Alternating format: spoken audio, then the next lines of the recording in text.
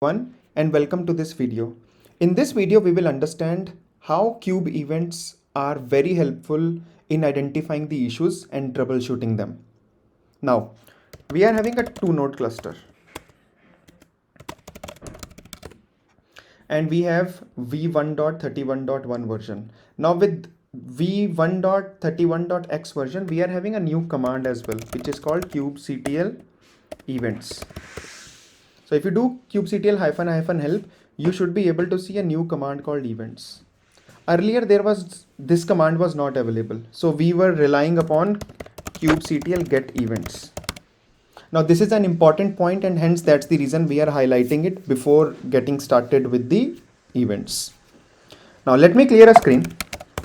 Now consider a case that you have deployed an application and that application have deployed multiple resources. Example, if I do kubectl get all, this will going to tell me what all things are running in my default namespace. So we have pods, service, deployment and a replica set. Now each and every object is associated or generating some events. So you can check them individually by doing kubectl describe pod, or let's say pod name. So when you go at the end of the section, now there is a typo, let me do describe. Now if you go at the end of the section, you should be able to see the events section here. Now this is okay, but consider a case when you have to search, when you have to go through each and every object in order to search the events. It will be very painful.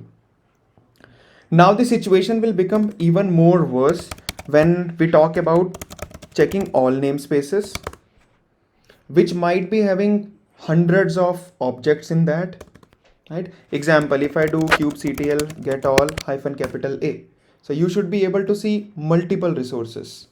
Now some of the resources are in good condition, but there might be a situation where there are errors or issues in some of the objects. In such cases, if you want to do a troubleshooting, you want to have the events listed under a same output. This is where kubectl events command will come into a picture. So if you are doing kubectl events, it will going to list all the events in the current namespace. Now if you go up, you should be able to see certain fields here. If I scroll up,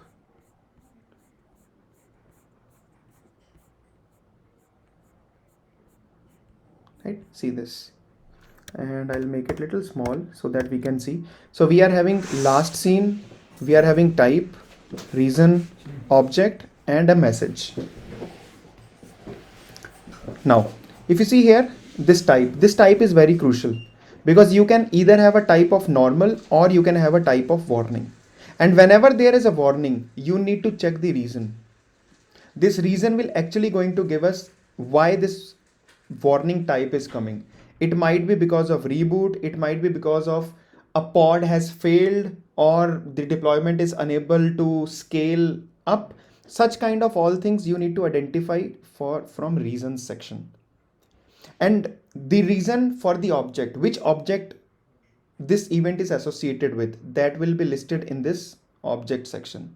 And then you are going to have the detailed message. So you can read this message and you should be able to find the things. Now kubectl events is just going to tell us about a current namespace. What if we wanted to search things for a specific namespace? So in our case, if we do kubectl get ns, let me increase the size. So we are having multiple namespaces. Let's say we wanted to see the things for ingress nginx namespace. So what we need to do is kubectl events --namespace equal to namespace name. So what we are doing, we are saying that we wanted specific events for this particular namespace, right? So if you hit enter, you should be able to see everything related to this particular namespace.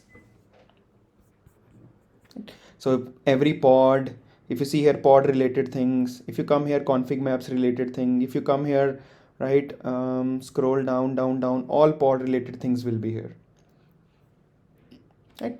Now question comes, what if I wanted to see everything related to all namespaces? In such cases, you can use hyphen hyphen all hyphen namespace or hyphen capital A. Right? If you hit enter to it, it will going to show the things for all namespaces, all the events related to all objects inside all namespaces. Right? So let me clear a screen again. Now, if I do kubectl get pods, right? I wanted to see, now this is all running in my default namespace. I wanted to see everything related to this particular pod. What should I do? So for this, we can do kubectl events hyphen hyphen 4. So we are looking for the object called pod, followed by a slash and then name of the pod. Hit enter. It will going to show you everything related to this particular pod. So you should be able to see everything related to this particular pod.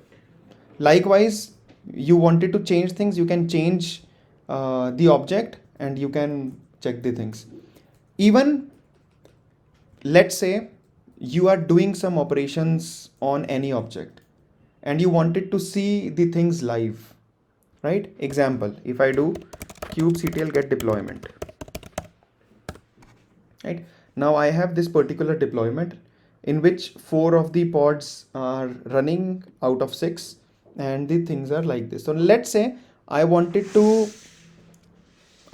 see the pods, I wanted to see the events live, right? Whatever is coming, I wanted to see them. So what I can do is I can actually use hyphen hyphen watch as well. So if any operation is going on this particular deployment, you can do kubectl events and you can do hyphen hyphen 4 deployment slash deployment name and you can do hyphen hyphen watch or hyphen w. So once you do it, if anything happens to this deployment, you should be able to see the things there. If you see here, this is showing that there was one message when the deployment was scaled. If we change anything there, we should be able to see the messages here, right? Let's do it. If you wanted to do, we can do it as well, right? So for that, I need to open a new terminal.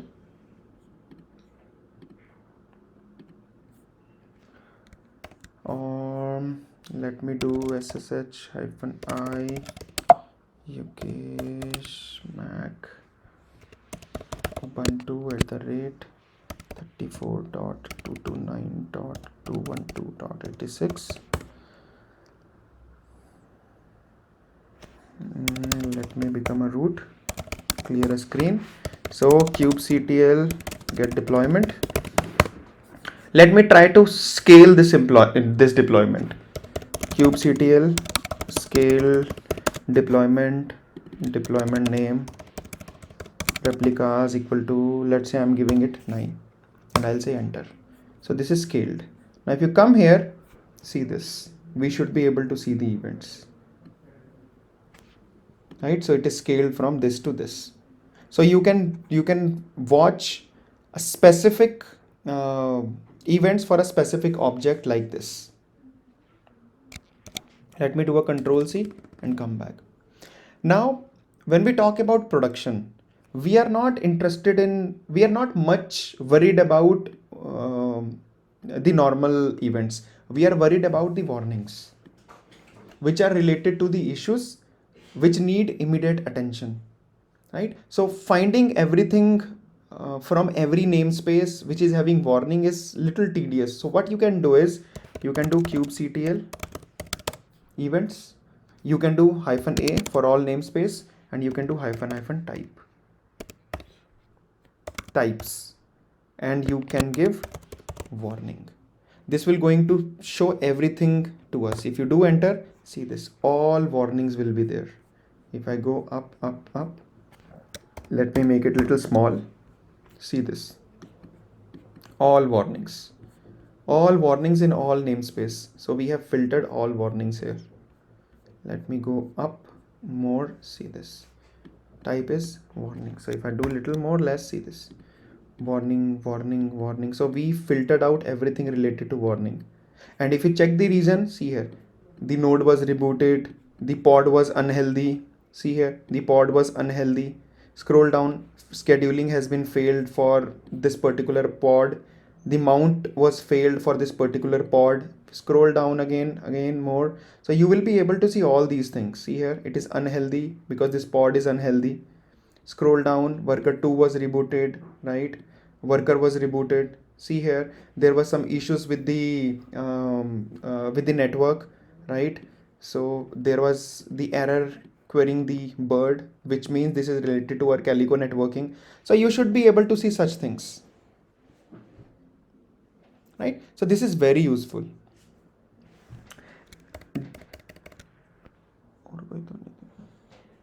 And lastly, let me clear a screen and show you one more thing. If we do kubectl get pods, right? So I'll take this running pod for the time being. I just wanted to show you, or let's say we'll take this pending one.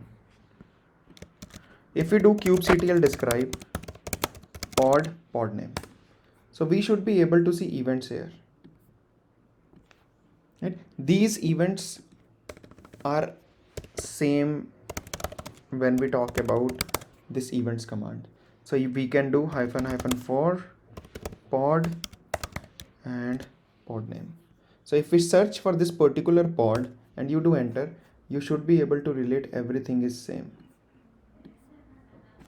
So we are having type, reason, we are having object, right, which is our additional field here.